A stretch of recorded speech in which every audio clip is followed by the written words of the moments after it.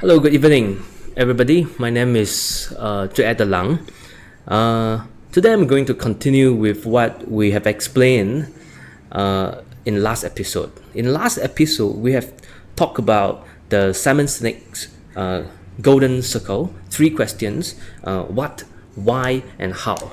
Today, okay, for these 3 questions, which is under the Simon Sinek's golden circle, I call it as first layer of questioning. Today I'm going to talk about second layer of questioning, which is the modified versions of Socratic questioning, right? So Socrates, if I didn't pronounce wrongly, he is Socrates, right? Socrates is a ancient Greece philosophy, right? No, philosopher. So he always liked to study things by asking questions. So let's see how he asks questions. He will use what, why, how also. But in addition to these 3 questions, he will ask 5 more questions. Right? What are they? The first one, he will challenge assumptions. Normally, when someone answers your question in a very short time, let's say, he answers you, and they might have some ambiguity. The parts that you are still feel like unfamiliar and unclear about, right? And sometimes you also don't know why you want to talk about the things like that. These 2 phenomena, it's because of some hidden assumptions, right? We don't simply make things out of the thin air. We always come out with new ideas, which is deriving from the old ideas. So the old ideas are normally the hidden assumptions that we don't, when we explain something, we usually don't have much chance for us to explain so clearly. So these kind of assumptions will be hidden, right? But when we want to learn something, when we want to learn really deep into the topic, we must ask about the assumptions so that we can derive our understandings from there, right? We have to know what is the assumption. Then only we can learn something, and then we can add into our knowledge structure so that we make something stick. The assumptions help to connect the ideas, the new ideas, with what we have already learned, right? So it's very important for us to know about the assumption, and even more important, we have to challenge the assumptions. When we want to learn new things, we challenge it, right?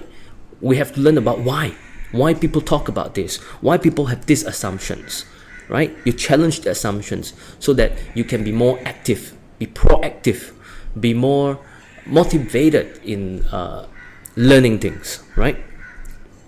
Now, second questions under the Socratic questioning is seeking alternative.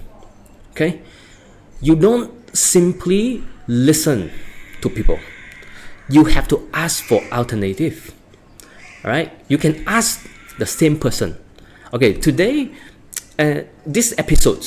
today's episode, last episode, and the following episodes about questioning is a general topic. It's about questioning, right? I didn't want to specify it to be human questioning skills or maybe AI questioning skills. I don't want to differentiate like that, because do you know why?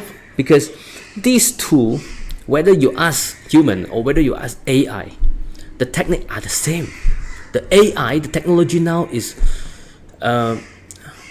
you will feel like it is human, because the latest AI, the ChatGPT, right? I think the ChatGPT had passed the Turing test. No. Who? I forgot the name. Never mind. It's okay. Is it called Turing's? He is an English computer scientist, right? Turing's test. Yeah, I think it's Turing's.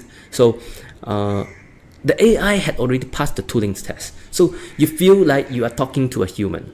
There is not much difference now between asking a human and AI. So I don't differentiate things like that, right? So if you want to seek, we come back to our second question. You want to seek, look for the alternative. You can ask directly.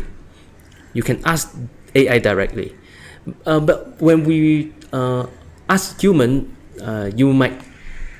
the humans might be like annoyed by you, maybe triggered by you, because they might stick to their own idea and not willing to learn about other people's idea. So when you ask about alternative, he or she might be like thinking you are challenging him, right? So that's why I like to ask AI rather than human, right? I can ask alternative, and the AI will not be triggered, will not be irritated by me. Okay, this if you ask more alternative, you can see things from different perspective, right? If you accept only one school of thought, that will be like too narrow. Your understanding will be too narrow, right? You have to listen to different people. You have to listen to different ideas, different school of thought. You make your understanding into 3D, 3-dimension, right? If you just look at things at one perspective, it is 2D, 2-dimension. You have to go to the side, go to the back of AI, go to the back of the other people to learn. No, it's not. You have to walking around the topic. You have to studying around the topic, right? You have to listen to different school of thought to make your understanding 3D or maybe 4D, right? Then, until then, you will be. You can say you understand. You really understand. If just you listen to one guy, you listen to one perspective, that will not be complete. Okay, that will be lacking. Something lacking. You don't know, right? Now, the third questions that you need to ask is ask for evidence. Okay. Even though you might not have time to study further about the evidence that AI gives you, but the act of asking for evidence, is really important. It's really helpful for you, because just the act of asking for evidence will make the AI or other people, human, feel like they have responsibility to give you something genuine, right? If you ask about evidence, the AI have to support his answer with some academic papers, right? With research. So it's true for human also. When he know you are the person who will ask for evidence, he will be more responsible in answering. Okay, the fourth question is that you need to forecast the consequence, right? I think this is very common. This is like when you want to do something, you want to do anything, you have to calculate it. You have to calculate the consequence, right? And when the act of forecasting consequence is important, because this helps you in the second step, seek for alternative. Let's say you have found like 3 solutions, different solutions, and then you have to choose one. Let's say, how to make decision? You have to ask for the consequence. You have to forecast the consequence. You have to do the simulation. What if I do solution 1? What if I do solution 2? What if I do solution 3? How many cost? How much of cost that I need? What is the result? Which solutions can give me the best result? I have to clarify all those things first before I can make decisions, right? So that tells you forecasting consequence is very important. Now, the last question, the 5th question under the Socratic questioning is reflect on questioning. After asking the 4 questions, challenging assumptions, seeking for alternatives, asking for evidence, forecasting consequence. After these 4 questions, the last question you need to ask is reflect on these 4 questions. Reflect on the whole questioning process. All right? You have to ask yourself, the first moment when I have this idea, how much of the things that I know. Now I have completed this questioning, the first round of questionings, the first round of Socratic questionings. How much more things that I have known, right? And what is the gap? It's normal.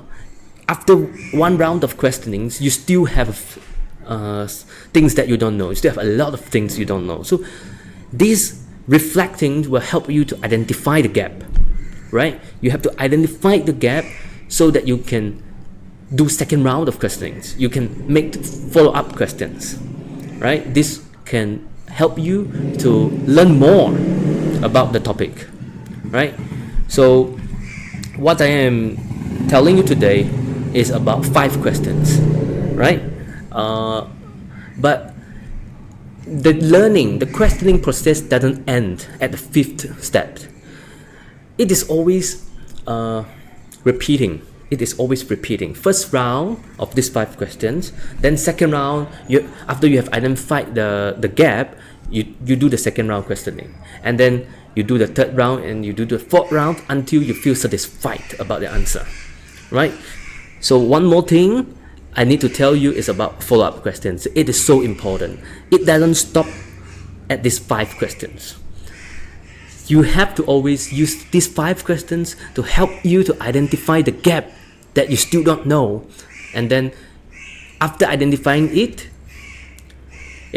then only you can ask better questions, more specific questions to learn further. Okay, so today is about the Socratic questionings. It's already 13 minutes, so I have to stop here. Next level of questioning, right? We have covered Simon Sinek's golden circle. We have covered Socratic questioning. Next layer of questioning is devil's advocate. Okay, that will be even more interesting. Okay, so stay tuned. See you in next episode.